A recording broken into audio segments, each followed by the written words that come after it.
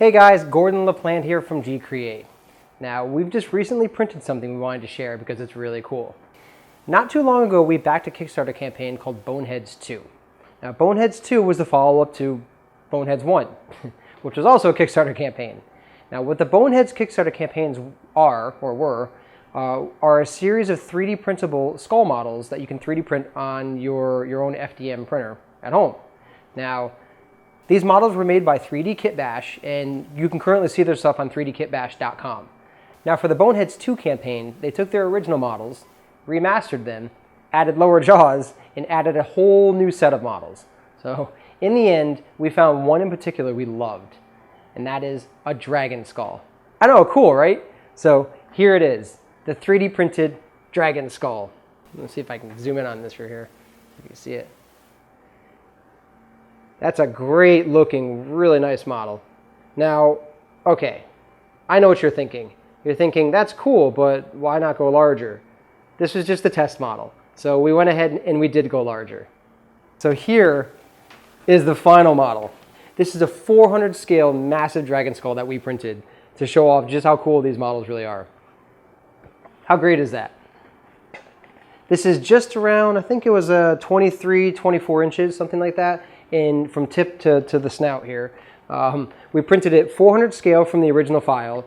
It has 2 perimeter walls, 10% or 12% infill. It was printed in color fab PLA, white obviously. It was the off-white. It took just over 70 hours to print all 3 portions. So when it prints the top of the jaw in 2 parts, one part here and then the other side. And then it also prints the front of the lower portion of the jaw all in one pass.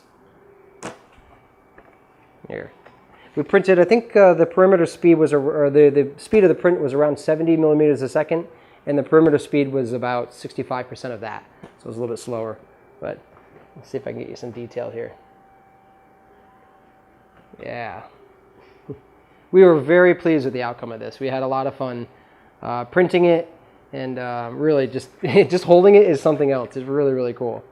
So now you're also in luck because while we printed this model, we happen to have our time-lapse cameras finally set up. So we're going to go ahead and show you the time-lapse of the back of the skull and then the lower jaw of the skull, which we thought were both really, really cool. So again, a big thank you to 3D Kitbash and the Boneheads 2 campaign.